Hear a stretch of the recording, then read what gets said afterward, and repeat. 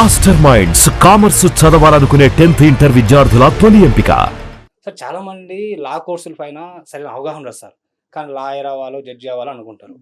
So దాని గురించి కొంచెం చెప్తారా సార్? సో బేసిక్‌గా ఇంటర్మీడియేట్ తర్వాత చాలామంది పేరెంట్స్ కూడా ఏమనుకుంటూ ఉంటారంటే తమ బిడ్డలు డాక్టర్ అవ్వాలనో, లేకుంటే మంచి ఐఐటీఎన్ అవ్వాలనో అనుకుంటూ ఉంటారు.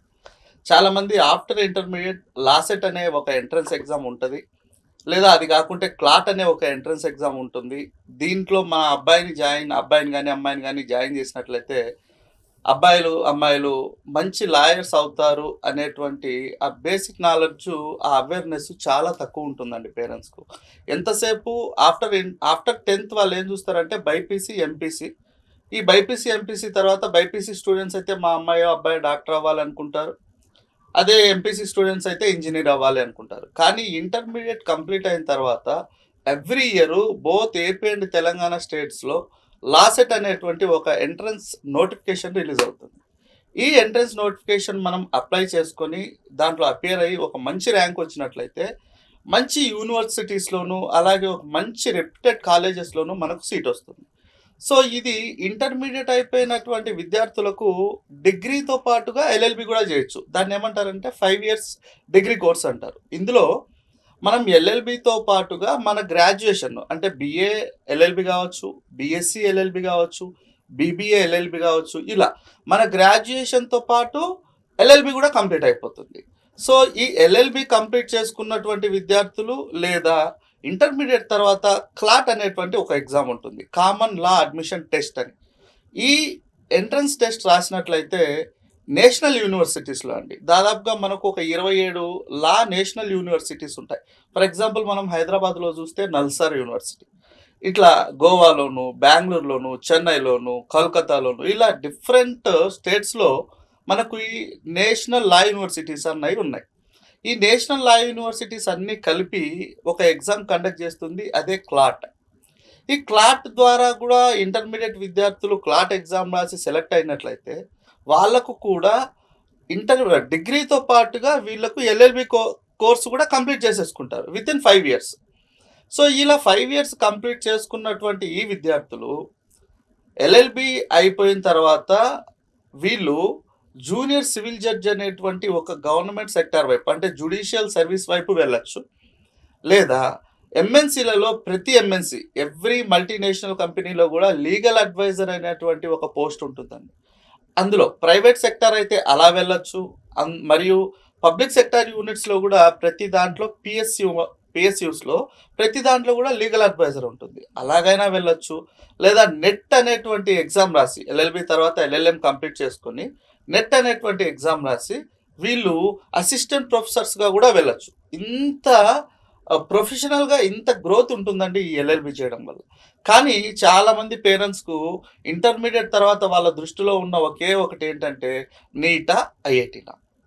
సో దీన్ని మనం కంప్లీట్గా కొంచెం అవేర్ చేసినట్లయితే ఈ యొక్క లా ప్రొఫెషన్లోకి ఎక్కువ మంది రావడానికి అవకాశం ఉంటుంది. సార్ ఇప్పుడు చాలా మంది కన్ఫ్యూజ్ ఏంటంటే లాసెట్, క్లాట్ అనే ఎగ్జామ్స్ రాయాలనుకుంటుంటారు ప్రవేశ పరీక్షలు. అయితే ఎక్కడ కోచింగ్ ఇస్తారు, ఎలా కోచింగ్ ఇస్తారు అనేది దానిపైన సరైన క్లారిటీ లేదు సార్. ఒకసారి చెప్తారు సార్ దాని గురించి?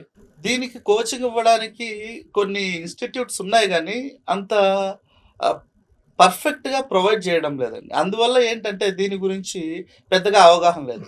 ఇప్పుడు మన అరోరా జ్యుడిషియల్ అకాడమీ ఉంది. మన అరోరా జ్యుడిషియల్ అకాడమీలో every year number of students clot కానీ అలాగే LAWCET both states, AP LAWCET కావచ్చు, తెలంగాణ లాసెట్ కావచ్చు, ఈ బోత్ స్టేట్స్కి సంబంధించి లాసెట్కు అలాగే జేసీజేకి కూడా మన దగ్గర నుంచి ఎక్కువ మంది స్టూడెంట్స్ కోచింగ్ తీసుకుంటూ ఉంటారు, బోత్ ఆన్లైన్ అండ్ ఆఫ్లైన్లో.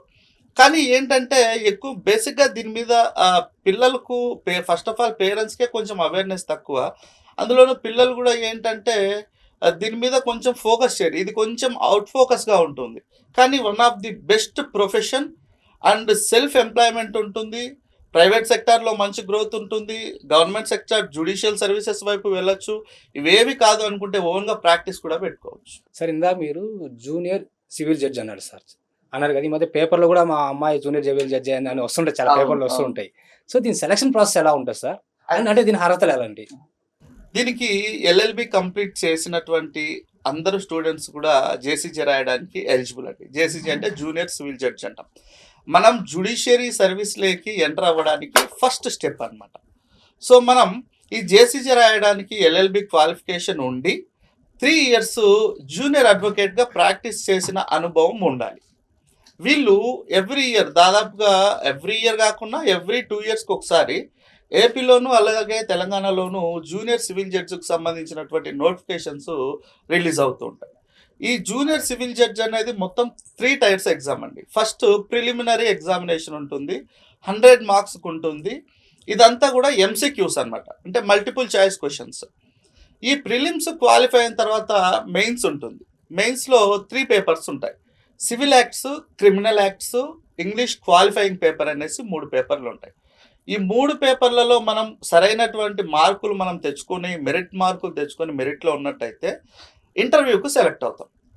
సో వన్స్ ఇంటర్వ్యూ కంప్లీట్ అయిందంటే మనం జూనియర్ సివిల్ జడ్జిగా స్టెప్ తీసుకున్నట్లయితే. సార్ దీని సిలబస్ ఒకసారి చెప్తారా సార్? దీని సిలబస్ ప్రిలిమ్స్కు మెయిన్స్కు కూడా ఒకే సిలబస్ అండి. సివిల్ యాక్ట్స్ కొన్ని ఉంటాయి, 17-18 సివిల్ యాక్ట్స్ ఉంటాయి. అంటే మనం Telangana prohibition act, POCSO act, BNSS ఇలా కొత్తగా వచ్చిన యాక్ట్స్ కూడా, అలాగే క్రిమినల్ యాక్ట్స్ కొన్ని ఉంటాయి.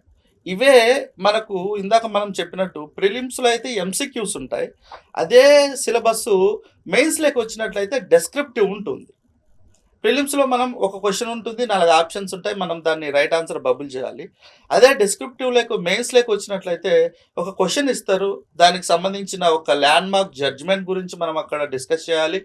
అలాగే కొన్ని యాక్ట్స్కి సంబంధించిన సెక్షన్స్, సబ్సెక్షన్స్ కూడా మనం అక్కడ డిస్కస్ చేస్తూ వాళ్ళు ఇచ్చినటువంటి క్వశ్చన్స్కు ఒక 200 to 250 wordsలో మనం ఒక మంచి ఆన్సర్ను వాళ్ళకు ప్రజెంట్ చేసినట్లయితే మెయిన్స్లో మనం మంచి మార్కులు స్కోర్ చేసుకునేందుకు అవకాశం ఉంటుంది. ఈ పేపర్లతో ఈ సివిల్ యాక్ట్స్, క్రిమినల్ యాక్ట్స్తో పాటుగా ఇంగ్లీష్ ఉంటుంది. ఇంగ్లీష్ అనేది కేవలం క్వాలిఫైయింగ్ పేపర్ మాత్రమే. అంటే ఈ పేపర్లో మనకు జనరల్గా గ్రామర్ కొంచెం ఉంటుందండి. అలాగే ఒక ఇంగ్లీష్ కాంప్రహెన్షన్ ఇస్తారు, ఒక ప్యాసేజ్ ఇస్తారు, దాన్ని మనం తెలుగులోకి ట్రాన్స్లేట్ చేయాలి. అలాగే తెలుగులో ఒక పేపర్ ఉంటుంది, ఒక పారాగ్రాఫ్ ఉంటుంది, దాన్ని ఇంగ్లీష్లోకి ట్రాన్స్లేట్ చేయాలి. ఇది జస్ట్ క్వాలిఫైయింగ్ పేపర్ మాత్రమే. ఇది క్వాలిఫై అయినట్లయితేనే రిమైనింగ్ పేపర్స్ మనకి ఎవాల్యుయేట్ చేస్తారు. అందులో మంచి మార్క్స్ వచ్చినట్లయితే మనం ఇంటర్వ్యూకు సెలెక్ట్ అవుతాం.